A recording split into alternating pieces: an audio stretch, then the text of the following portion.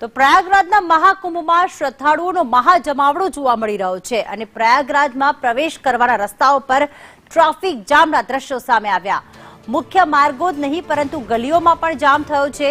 દર 6 થી 7 હજાર વાહનો પ્રયાગરાજ પહોંચી રહ્યા છે। દર કલાકે 6 થી 7 હજાર વાહનો પહોંચી રહ્યા છે। 14 ફેબ્રુઆરી સુધી જે પ્રયાગરાજમાં પ્રવેશ કરવાના રસ્તાઓ પર હાલમાં જામ જોવા મળી રહ્યા છે। દેશભરમાં શ્રદ્ધાળુઓ સંગમ સ્થાને પહોંચી રહ્યા છે। અત્યાર સુધી 40 કરોડથી વધુ લોકોએ સ્નાન કર્યું છે। 20 મિનિટનો આ જે રસ્તો છે કાપવામાં 2 થી 3 કલાક જેટલો સમય લાગી રહ્યો છે। આપ જોઈ રહ્યા છો કે વાહનોની લાંબી કતારો જોવા મળી રહી છે।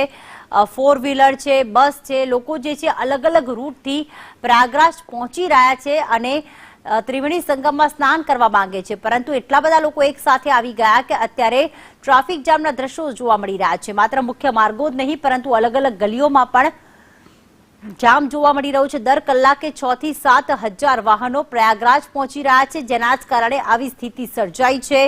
30 કિલોમીટરનો જામ જોવા મળી રહ્યો છે। રેલવે સ્ટેશન છે, બસ સ્ટેશન છે, જ્યાં પગ મૂકવાની પણ જગ્યા નથી। પ્રવાસીઓનો ધસારો એટલો બધો છે, દેશના ખૂણે ખૂણેથી સંગમ સ્થળ જે છે ત્યાં લોકો આવી રહ્યા છે, પરંતુ હવે ક્યાંક ભીડને જોતા આ જે સંગમ સ્થળ છે ત્યાં હાલમાં બંધ કરી દેવામાં આવ્યું છે, કારણ કે એક વખત આવી દુર્ઘટના સર્જાઈ ચૂકી છે પ્રયાગરાજમાં કે જ્યાં ભગદડ મચી ગઈ હતી।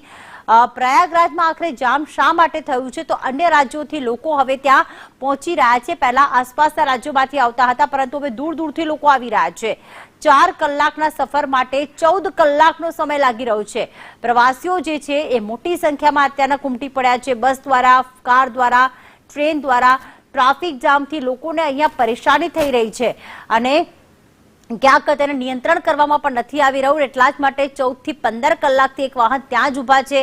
ખાવા પીવાની મુશ્કેલી થઈ રહી છે, વોશરૂમની અસુવિધાઓ ઊભી થઈ રહી છે અને ટ્રાફિક જામમાં લોકો કલાકો સુધી ફસાયેલા જોવા મળી રહ્યા છે। કેટલાક લોકો જોઈ રહ્યા છો કે ગાડીઓની બહાર પણ આવી ગયા છે અને મોટી સંખ્યામાં ભૂખ્યા તરસ્યા લોકો ગાડીઓમાં કેદ જોવા મળી રહ્યા છે, કારણ કે આસપાસ ન કોઈ ખાવા પીવાની સુવિધા છે ન વોશરૂમની સુવિધા છે। सभी से रिक्वेस्ट कर रहे हैं कि प्रयागराज जो भी लोग जा रहे हैं उन्हें एक बार विचार कर ले। बहुत ज्यादा सड़क में आगे जाके जाम है, तो आप सब लोगों को एक प्रकार से सूचना देने के लिए खड़े हुए हैं कि एक बार अपना पुनः मन बना लीजिए और कोशिश करिए कि घर वापस चले जाइए। सभी से रिक्वेस्ट कर रहे हैं कि प्रयागराज जो भी लोग जा रहे हैं उन्हें एक बार विचार कर ले। बहुत ज्यादा सड़क में आगे जाके जाम है, तो आप सब लोगों को एक प्रकार से सूचना देने के लिए खड़े हुए हैं कि एक बार अपना पुनः मन बना लीजिए और कोशिश करिए कि घर वापस चले जाइए।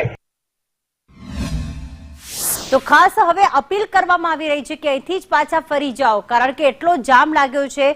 જો કદાચ રસ્તા ઉપર આટલો જામ હશે તો ત્યાં પ્રયાગરાજમાં કે જ્યાં મહાકુંભનું આયોજન છે ત્યાં કેટલા લોકો અને કેટલી ભીડ હશે, જેના જ કારણે સ્થિતિ કાબુ બહાર ન જાય તે માટે લોકોને પાછા ફરવા પોલીસ દ્વારા અપીલ કરવામાં આવી રહી છે।